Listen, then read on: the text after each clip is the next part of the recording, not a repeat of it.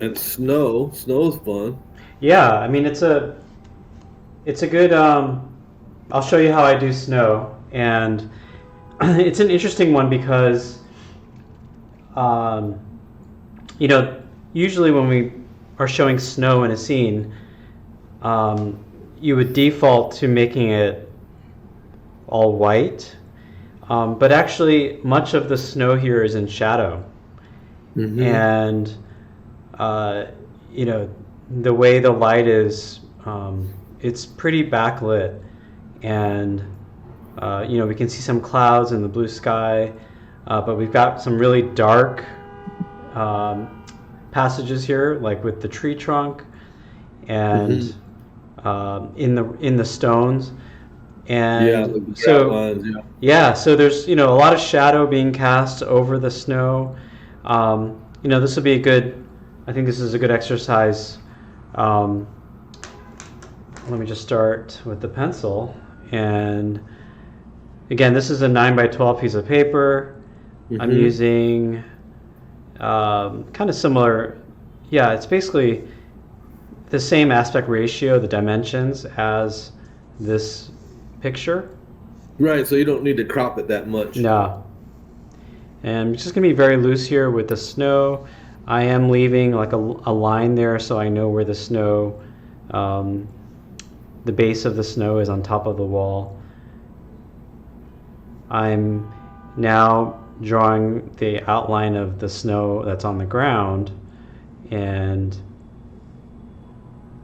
just so I know where that ends, and just roughly knowing where the bottom edge of the snow is on the pavement is useful. This pavement area, a lot of it's going to be in dark. It's going to be pretty dark. Mm-hmm. Um, so one interesting thing here is the perspective, right? Because the wall is going from left.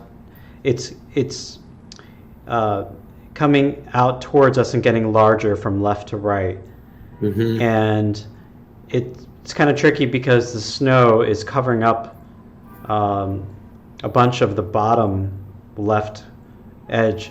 So one of the clues that we can use is this upper line here, the top layer of stone, the top row Mm-hmm. of stone, Yeah. is pretty clear. So if Yeah. we It's got just one line that's continuous. yeah, so if we show that in kind of as good of a perspective as we can, it'll help the viewer understand, okay, this wall is actually receding to the left, it's curving, um, and the additional rows, it's a lot of different sized overlapping squares and rectangles.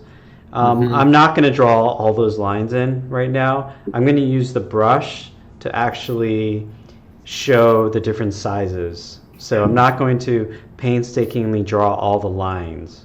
Yeah. Um, I think it actually looks a little bit more natural to show the shape of each uh, piece of stone using the brush, using the size of the brush and the way we put the stroke down. Mm-hmm. Um, I'm gonna make this a little lower. It's also darker to lighter left to right as well. Right, definitely. So I am using my eraser now. I just wanted to make I wanted to make the perspective a little bit more obvious, Mm-hmm. and yeah, and then the tree here. Um, Again, I don't have to be too exact with this because I'm probably just going to use the brush to indicate the size, the width, the Mm-hmm. direction, but I can use pencil here to just roughly remind myself of the general um, shape and position. Yeah, it's mostly all backlit. There's not a lot of direct Right, light in it. right. So even if I put pencil down here, I may actually lose a lot of it when I do the wash. So, but Right.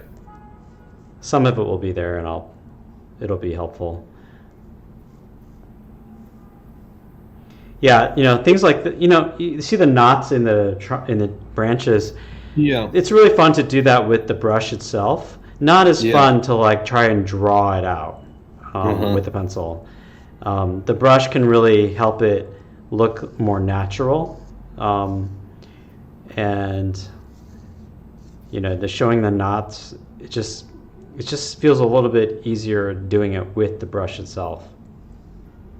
And you can get the perspective on the wall with the brush as well by just making the blocks larger as they go to the right. Exactly. Yeah, so it's helpful to know for myself, like, okay, there's a line here. I'm going to try to, like, as a reference point. There's a line here. Okay, maybe there's a bigger. That's one big block right there. So these are good reference points. Yeah. So I'll do a couple of them. It's a good idea.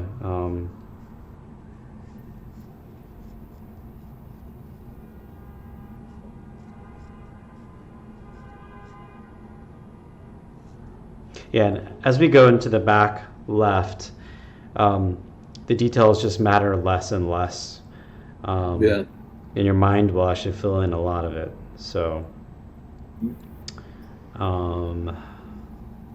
yeah. I'll be interested when you do the snow because I've already drawn that scene that I've painted before. Uh-huh. I haven't painted yet. I just did the drawing. Okay. But I don't know. Snow, like, I mean, snow is not the same, but I just want to. They both have a very reflective quality, and I just want to try to capture that reflective quality of the water. Right. Another interesting nuance here is the Palisades.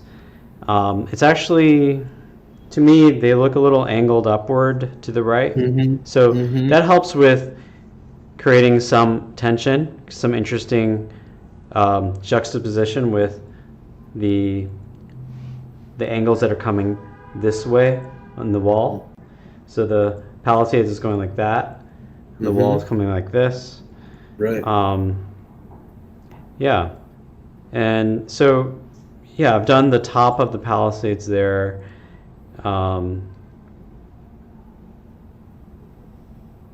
Yeah, this would have been really fun to like try to paint actually on location. But it was probably a little too cold for that. Yeah.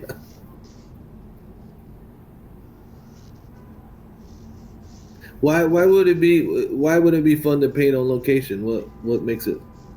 Well, so the lighting here. I mean, I like the scene. I took a picture because I liked the lighting, but when you're there in person, it looks different. Yeah. So the way the camera captures it, even though I feel like it's a good representation of what I saw, I know from past experience that the camera just brings out more of the extremes. So there's greater contrast. But when you're there in person, you can actually see more of the surface of the trunk of the bark. Here it just becomes really dark and black. But in person, your eye picks up more light. Yeah. So in that same manner, everything else in the scene, you'll see more nuances in shading and in color in person. And even like the clouds, right? The clouds here, it's pretty like washed out in the back, but in person you would be able to see more definition. Yeah. So sometimes that you bring that experience into the studio and it helps inform you. Like maybe the tree isn't just black, right? even though it kind of looks black on the screen. So, depending on how the rest of the things in the scene turn out, like probably the tree trunk right now, like in reality, probably is darker in terms of like it is all in shadow compared with the ground, the dark gray, the asphalt.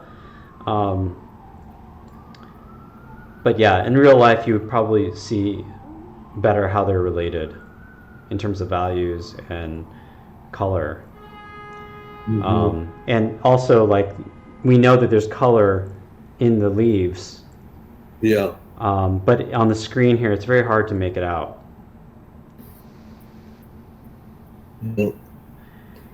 So yeah, I spent 10 minutes drawing.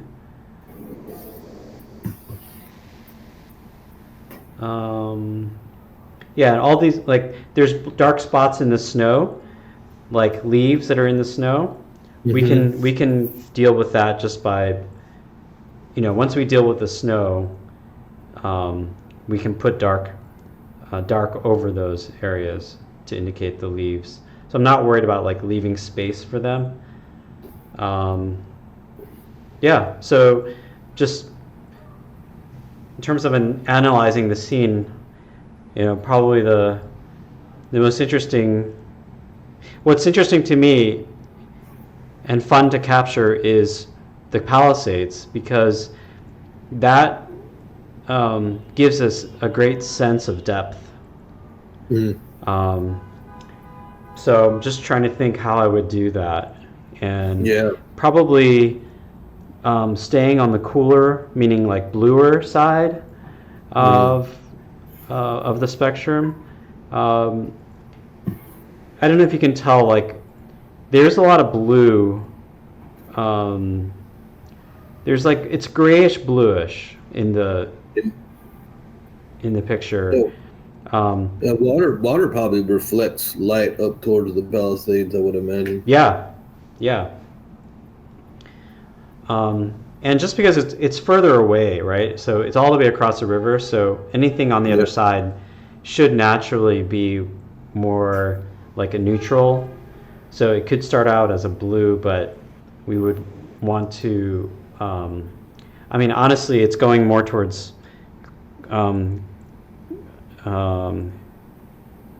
like a mix of green, blue, and gray. So you can also show that by having that be sort of blurry and non-distinct versus the foreground. Yeah, exactly.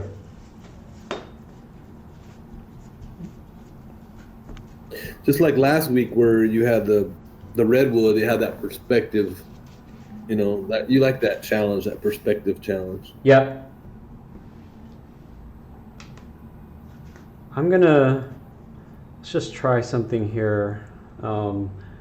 Using this Paraline green, I'm just gonna test out. So like, that's what that green looks like. I feel like it needs That's just straight green there? It's called Paraline green. It's on the cooler side. And I like it because it helps with making it recede in the background a little bit more. That's pretty close. And I'm gonna try adding this phthalo blue green. Sorry, it's a phthalo blue that veers towards the green side. And I dare say that that's pretty good, actually. So I am going to start with that. I'm going to get a little bit larger brush.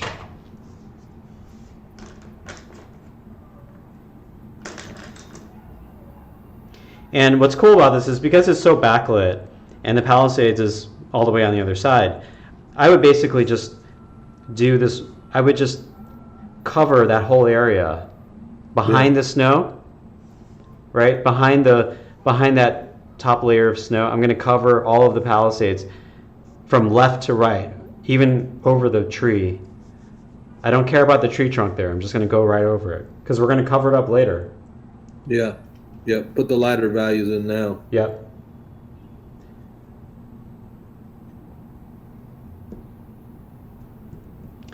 So what I like to do in these situations is I'll put down, because I know the two colors that I want to mix together. I will go ahead and just put one of those colors down, this green, and just kind of, I'll be a little haphazard with it, and also leaving the top edge of it being pretty indistinct, not putting my brush all the way up to the top edge of the tree line in the back. And I'm going to go bring in that phthalo blue, and I'm just going to haphazardly put it in there because that will help with like that fuzzy quality. Mm.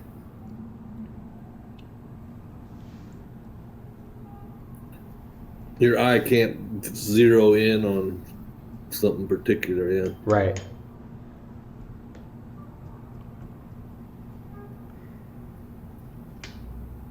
And so why are you choosing to do that as the very first thing to put in? Because once that dries, I can paint on top of that. Like, because it's all the way in the back, and it's the lightest thing. Not the lightest thing compared to the clouds, but because it's a light, cool value that I can just put down, and anything else in the scene go over it. Automatically has to go over it. Yeah.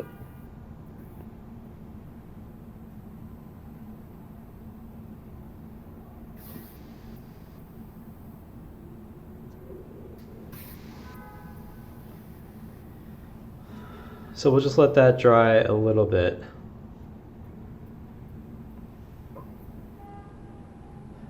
I may cheat here a little bit and add some like indentations here where the snow might be.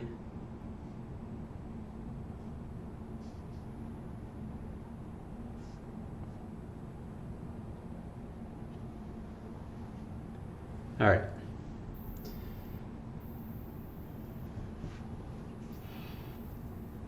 I'm going to let that area dry, and actually I'm going to do a nitpicky thing here and just kind of make that more diffused and less of a distinct blob of paint. All right. The top edge of this, it's not as fuzzy and diffused as I would like it to be. Yeah. So I'm gonna just kind of gently go over the top of it. And you're doing that with just water? Yeah, just water. Just enough. It's just blending it. Yeah.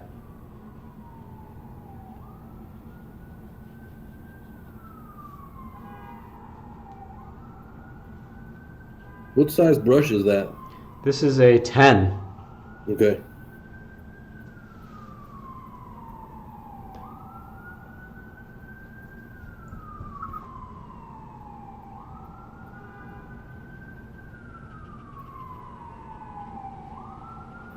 You use an easel when you go into plein air, don't you? Yeah. Because I'm standing and...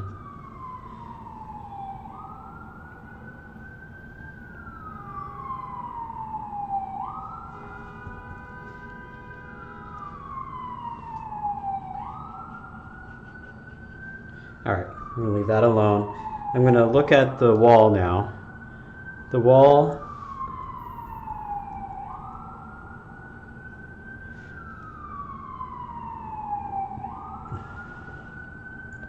The wall has some hints of brown, some grays.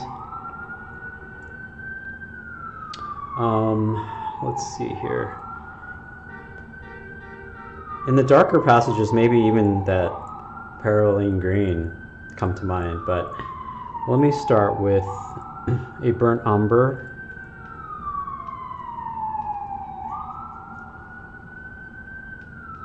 And I'm going to mix up a good puddle of that. And then I'm going to go with an ultramarine blue to see if we can arrive at a Well, pretty yeah, I good. remember you telling me before about creating a gray that way. Yeah, Yeah. and So then you're going to use that umber for the leaves, so that'll be the connecting. yeah. So that's a pretty good gray already. Um, and yeah, so what's interesting is that there's some areas on the stones that are really, really reflective. Um, Yeah, facets. oh, is that what they're called? I would like a jewel has facets. You know, I don't know if you'd call it stone facets, Oh, but yeah. different edges that catch the light differently. So one of the things that I could do here, I don't have time to do it today, but I could use liquid mask to actually um, show uh, uh, the facets. I don't know what that is. So liquid mask is it comes in a bottle like this. Okay. This is one brand that I like, and basically you use it like whiteout, Okay. and you put After you it paint. before you paint. So Oh, you cool. put it on the area that you want to stay white, and then it will basically, once it dries, which is about 10-15 minutes, then you can paint over it. Hmm. And then uh, you got to wait for the paint to dry a few hours, and then you can go back in with your finger and just rub it off like rubber cement, Wow. and then it leaves, a masked area that's white. So it's good for really bright reflections, bright areas where you want to use the paper to show that. In our case, what I could do is just, I'm just going to kind of dance around that area.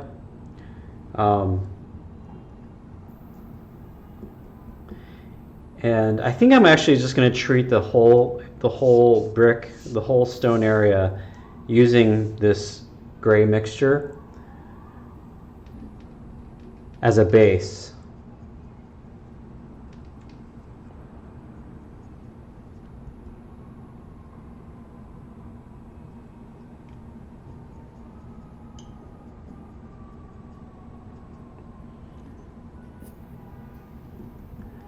And I will do wet on wet, and I'm just gonna like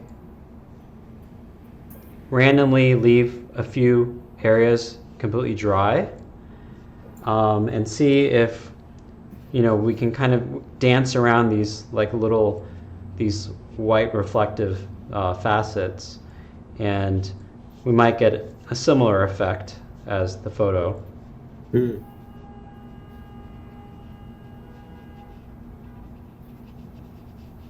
The trick here is we don't want it to look like snow. So that's something we'll have to kind of figure out.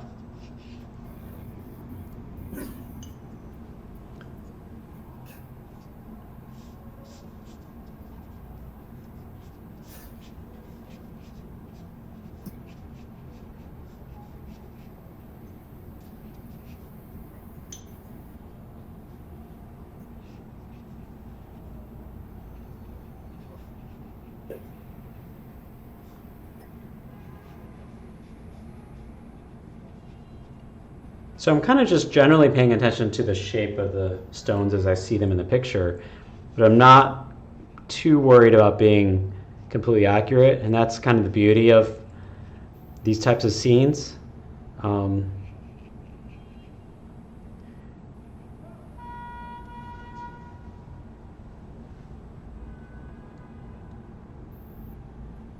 Oh, you know what? I didn't go all the way up to the bottom of the snow there.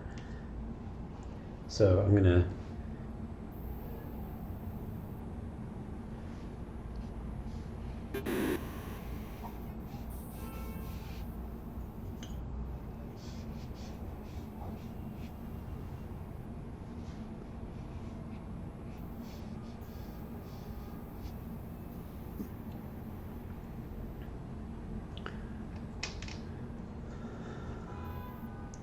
what I could do while the area is still wet, I could drop in like another layer here, just so that we're preparing like this dark base that we know from the picture it gets darker in that bend. Mm-hmm. So you're doing wet on wet and treating this value. Yeah.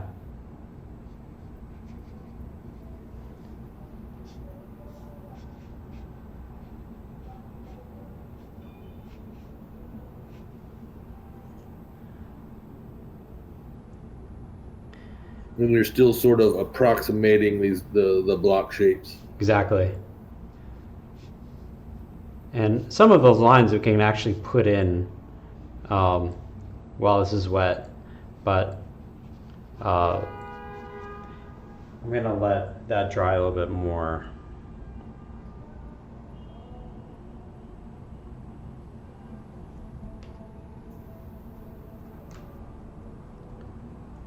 I want this to be a little bit more diffused.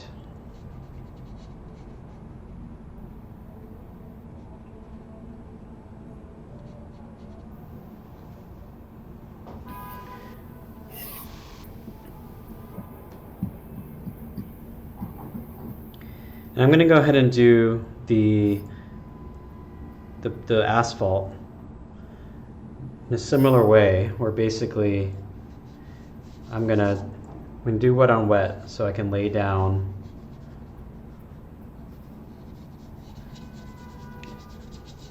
the initial layer.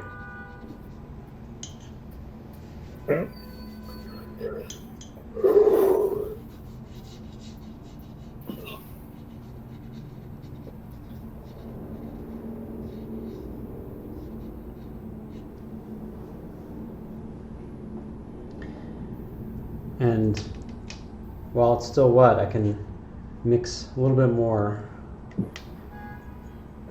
and kind of mimic the dark shadowy areas that are here. Mm-hmm. There are some hard edges because, like where the snow ends on the pavement, and that's natural.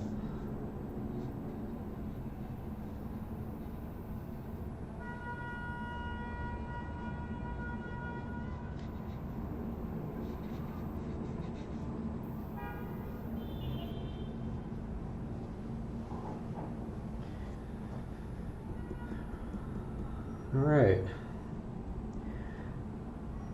Now I think I'm going to use the same mix of ultramarine and the burnt umber. You see how this almost becomes like an exercise of a very like monochromatic palette, and it's fun to see like how much you can actually do with a very limited number of colors. Mm.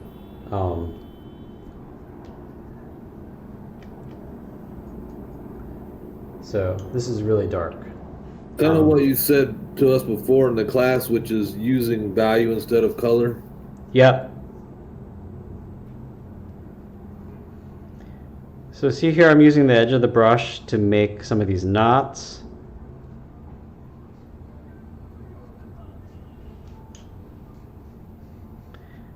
And I'm okay doing this wet on dry because those lines are very hard-edged.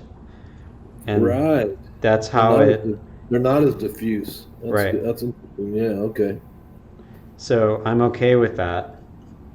And again, I'm using a large brush because, you can vary vary the pressure that you put on the paper, to make it lighter and lighter or darker.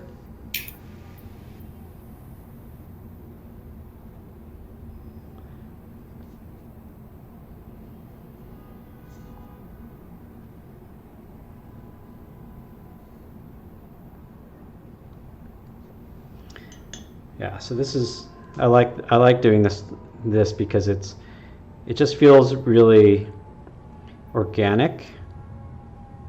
Mm.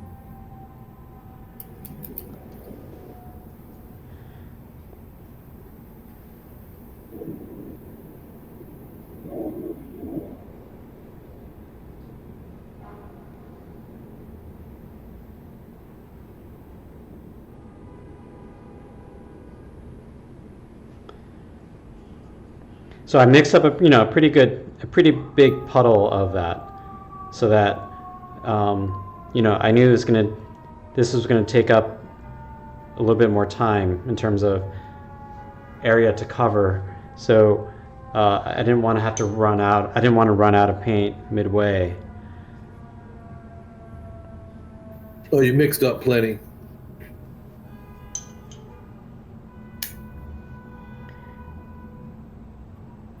Is that what you said? You said you mixed Yeah, up. yeah. Yeah. It's really just planning ahead sometimes, when like you have to cover a larger area.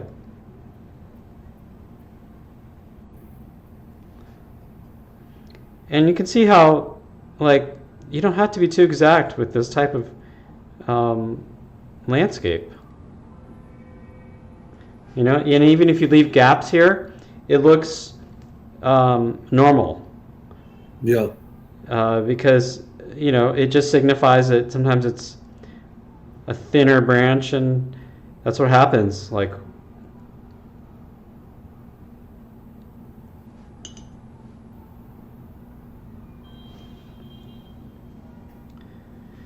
so I've gotten down most of like the larger, the larger branches, areas that are like more dense. I'm going to try to capture those too. And I'll worry about all the other kind of like, there's all these other smaller branches that will make it more realistic. I'll go into that in a little bit. Maybe I'll go with a smaller brush.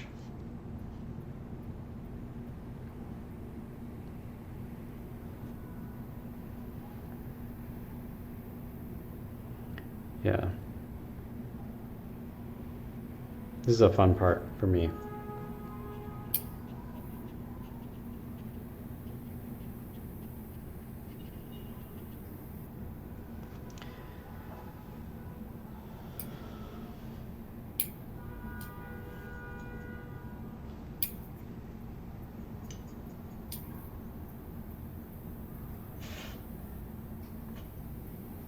So how are you gonna see? I would have thought you would have put the blue in first, and then go over that. Oh, you mean of the sky? Yeah. Yeah, I probably should have. That's a good point. Just because you have to kind of fill it in. Yeah. When the dark paint dries, let's work on that. I think there's still a way to do it without. I think it's still possible, actually, even though we have the dark on first. Good. Yeah. I'm gonna let that dry a little bit more. The wall is still kind of curled up a bit. I'm paying attention to the snow now, and I see, there's like bluer passages on the snow. Hmm.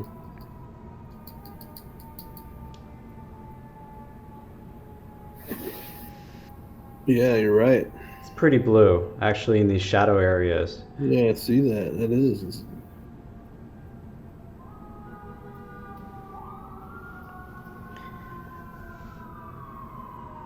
I'm gonna go to the smaller brush, and I'm gonna see what the phthalo blue might do. So I'm gonna hold this up here. See like the shadows here on the snow? Yeah. That image is very different than the one I see. Oh, really? Oh yeah. A lot more blue on that on the iPad. Oh, okay.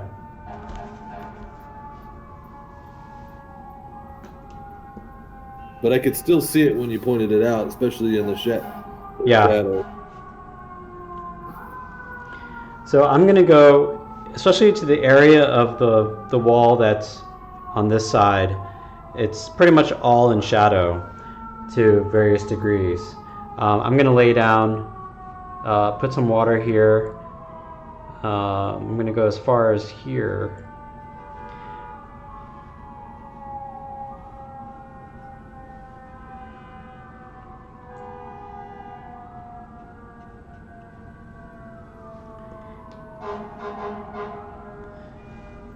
There's some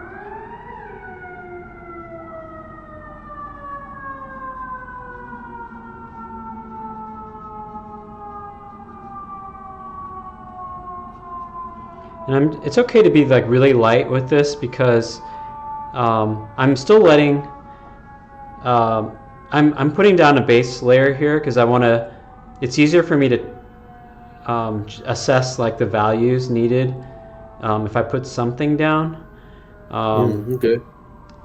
And as long as I leave a few like plain white areas, I think it will help convey that it's snow.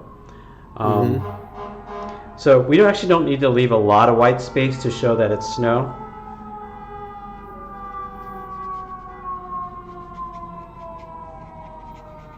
And I'm going to be a little haphazard with where I put the blue down here.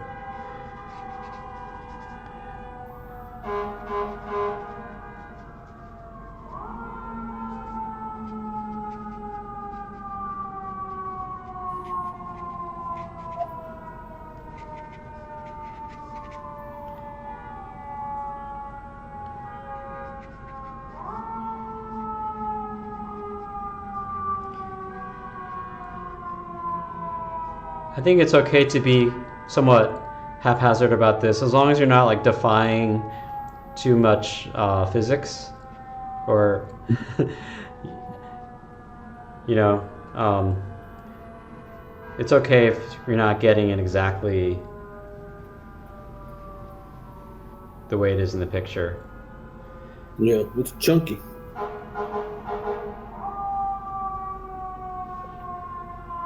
Oh, is my I got a different laptop. Is the sound better? Oh yeah, I can tell it's better. Okay, good.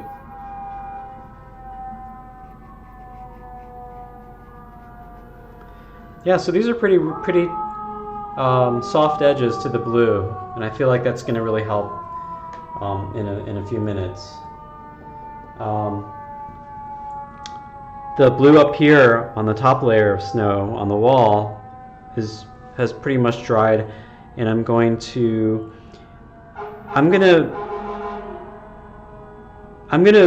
add a little bit of red actually to this and see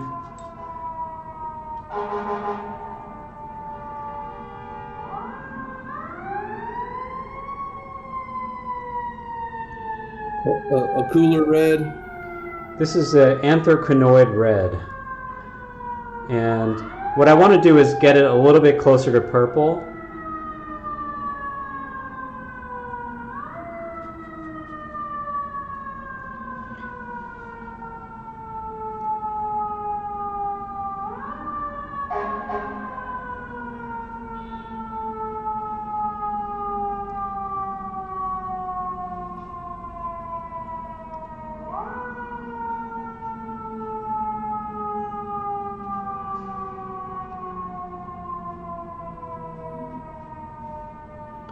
And this is really to like bring out sort of those edges, those areas where it's like really in shadow.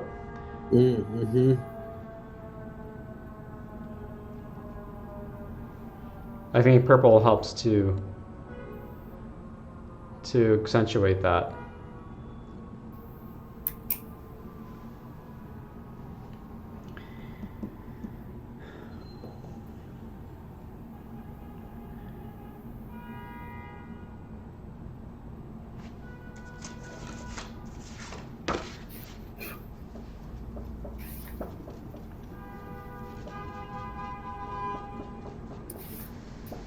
Just going to try to get this to dry a little bit faster.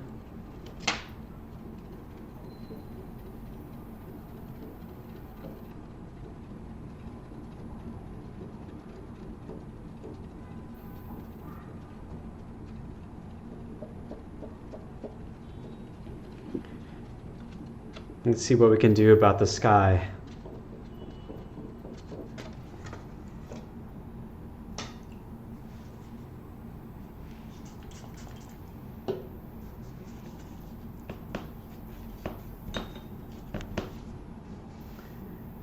I like how the mutedness, the winter mutedness is still gives you a lot of opportunity to bring out, things that you could just miss with your eye if you didn't really pay attention. Right. Gloss over it, but you could really spend a lot of time bringing those features out. Right. All right, this is what I'm going to do. I'm gonna just go up. I'm gonna fill in the sky, just going to the top edge of these branches.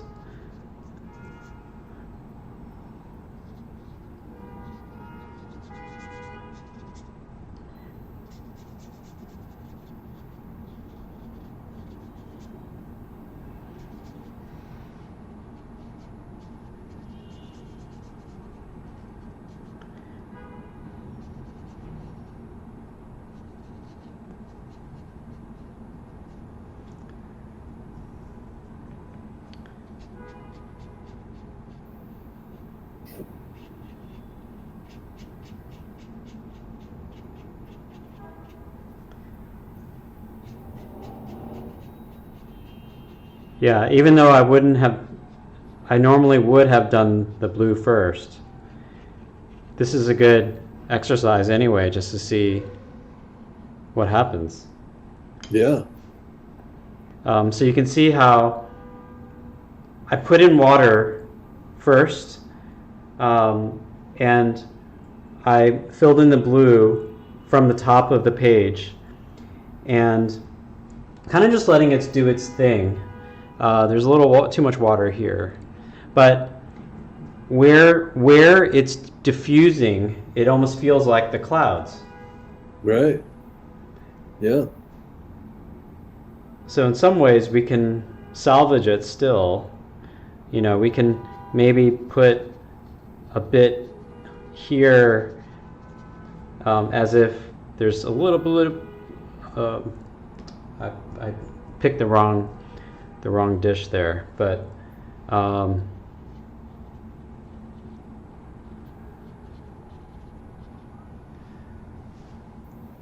so you can see how even though we're putting the brighter value color on top, it can still work because the objects are blending in with each other. I think that's a nice effect actually with the leaves here.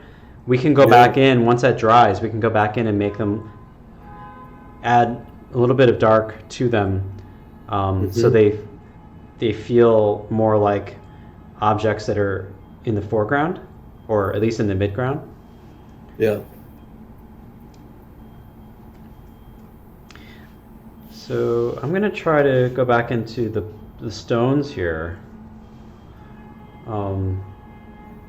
Going back to the same puddle here that I had, and see if we can't just hint at these shapes better.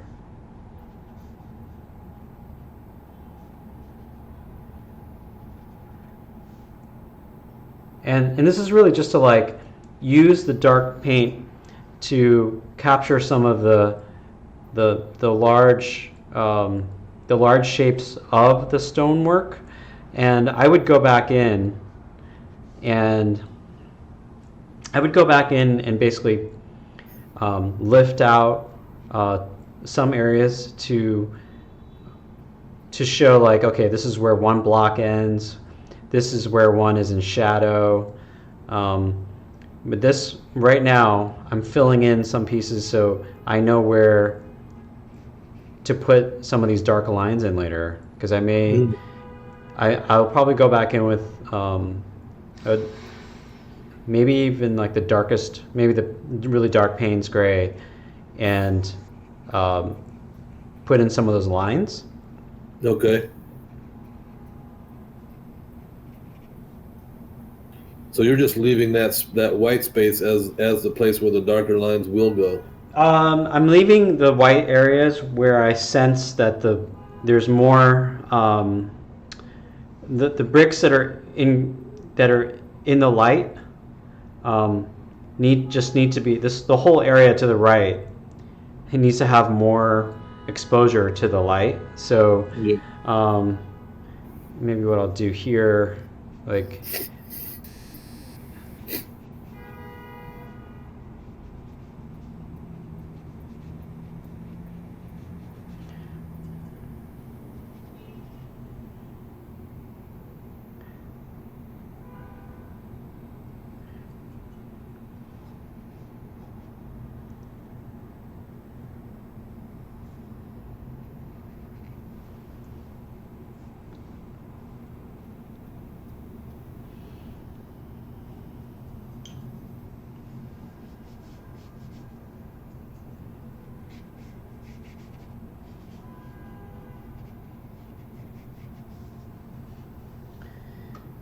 I'm gonna start going to the Payne's gray.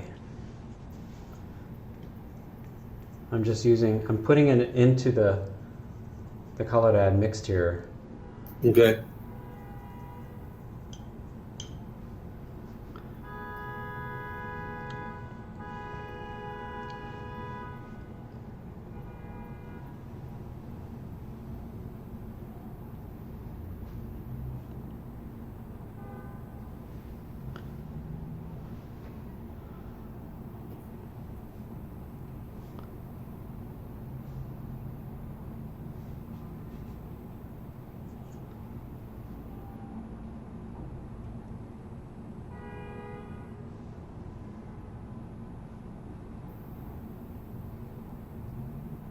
So like putting some of these lines in here will allow the viewer to fill in kind of the rest. We don't have to get absolute fidelity to the scene here. Like that's not Yeah. really the point. The point is to capture the essence of it, and sometimes you just need a few strokes.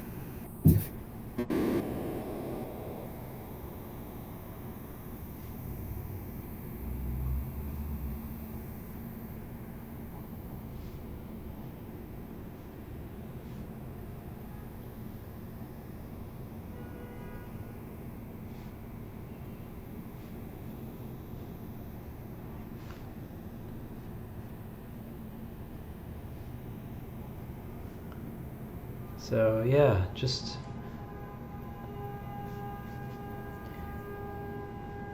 sometimes as you get closer to the front, right? Since this wall is coming towards us, um, it is more helpful to get a little bit more detail in the front. Yeah. Um, Uh-huh.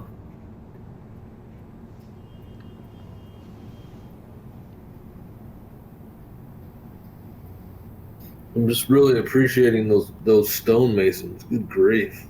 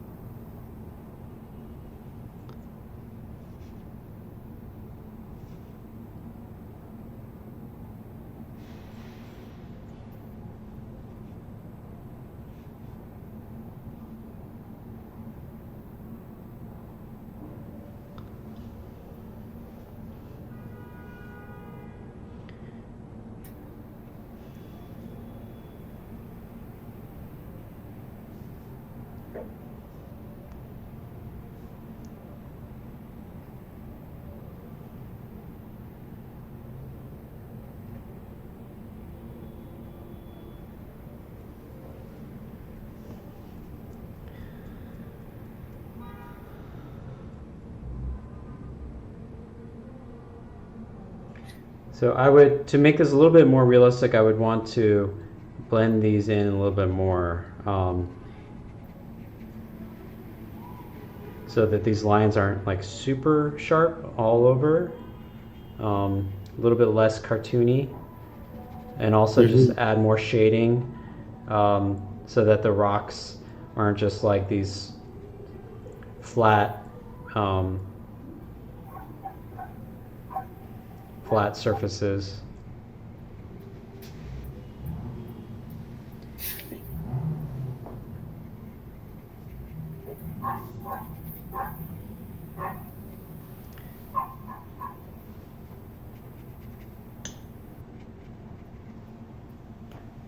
I'll probably add a little bit of this burnt umber. Mm. Yeah, gives a little more life than. Yeah.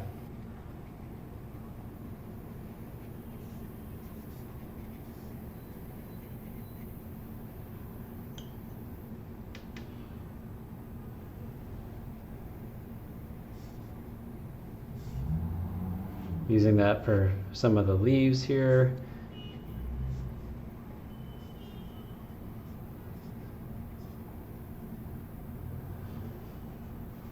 Yeah, like once you add like something warm like that, it just instantly, provides some contrast. Like, oh Yeah, it yeah, really that's, does. like, oh yeah, that's cold snow on the ground. Um,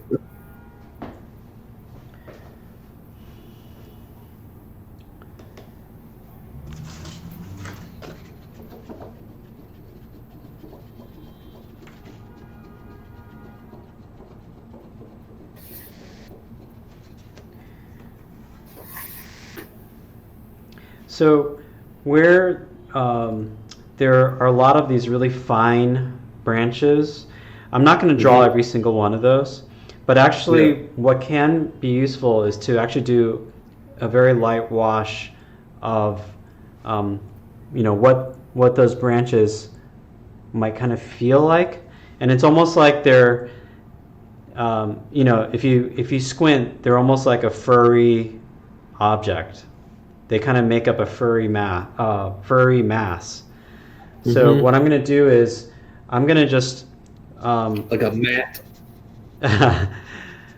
I'm going to just put in a wash here and use that burnt umber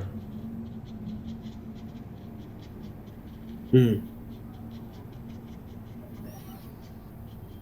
and just kind of fill in as if it's like cotton.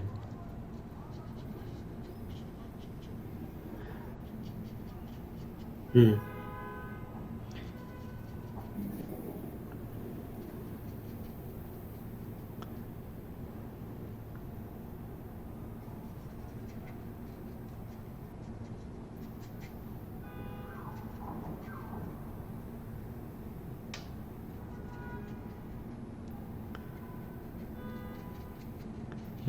Get more pronounced. It gets more pronounced towards the bottom.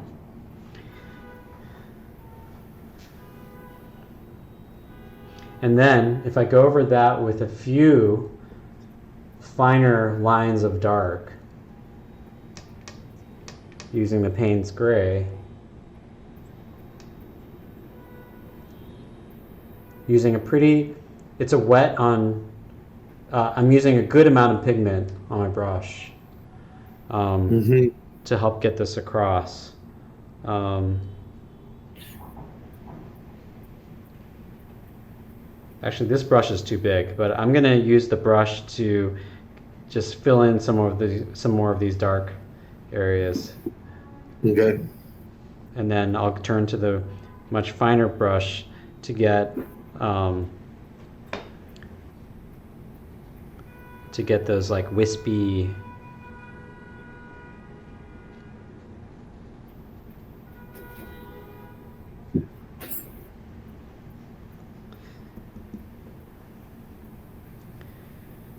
um,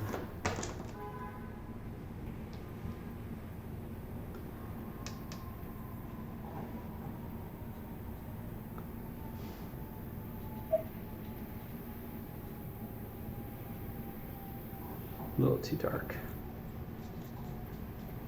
I'm gonna add burnt umber to that, actually.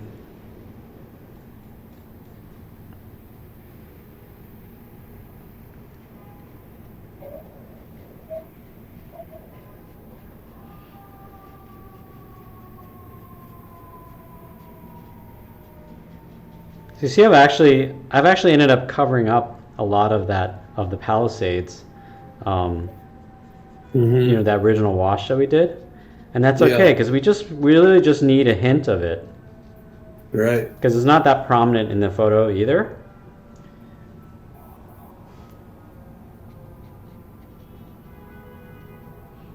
Yeah, I mean, if I really was trying to create a masterpiece out of this scene, like I would definitely treat this in more layers, in a layered approach. Okay. From more indistinct to more distinct. Sure, but more like I would really take more time to let the layers dry before I, try to complete all these different pieces. But I think this is still, it's still. I like this. It's, I think it's a good painting loose like this. I think this is pretty loose. At least for me, it is.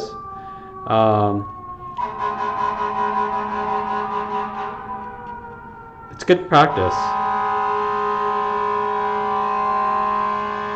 Sorry about all the sirens. I'm sure you don't miss those. I do not. I don't miss the noise in New York. That's the one of the things I don't miss at all. I miss a lot, but not the noise. Yeah. I love this. I love the hour and having it be freer. And I think it could be. I think I could learn a lot from. Let's say you did one over 2 or 3 times, went into more detail. I could learn that at some point too, maybe. Sorry, I didn't catch all of that. Can you say that again? Yeah, I said I really appreciate, like you said, like the freeness and just learning how to just capture the real gestalt of what's, and I think that's helpful for me to just get moving, just to try. Yeah.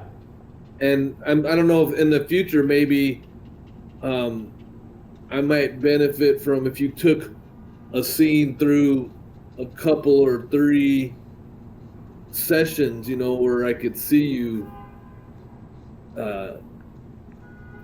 building on it. Sure. But for now, this is perfect. This is great. I'm really benefiting from this. I'm glad you're enjoying it. Yeah.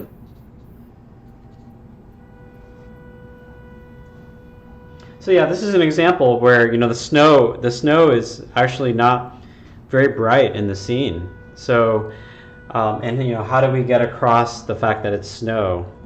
And I think we managed to do it. It's different. It's not as simple as just like leaving some areas white, which is what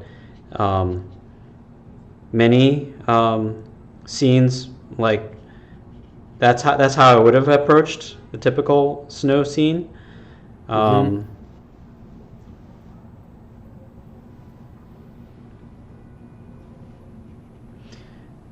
I like the value technique and the blue and using the values.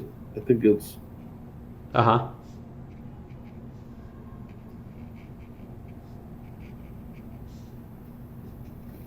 You can get more texture that way. Snow is not just a reflection; it's a texture. It's chunky. Yeah.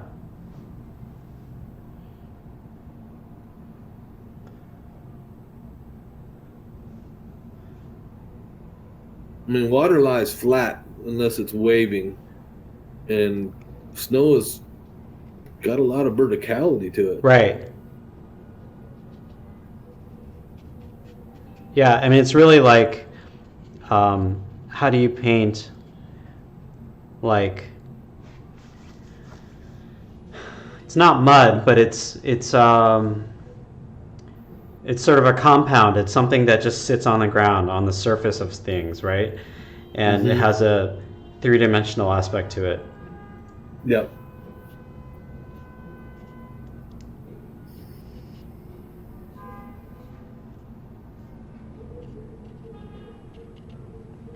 Yeah, so some of these areas up here, like as things go into the like the smaller objects, they get more black as they go higher up into the scene because they're just completely swallowed up by the light. They're in complete darkness. Um, so it's actually pretty cool to like do the lighter, the burnt umber, the fall colors of the leaves first, kind of diffused, and then go back in like I'm doing now, and adding some dark to it. Mm-hmm. It gives it a little bit of depth. Yeah. And actually, one last thing, I would make the trunk. The part of the trunk that's closer to us, because the trunk is curved. I'm gonna just go over with a nice dark stroke here. That will also bring out some depth to that. And you're just putting that right down the center, leaving the sides Yeah. less the interesting.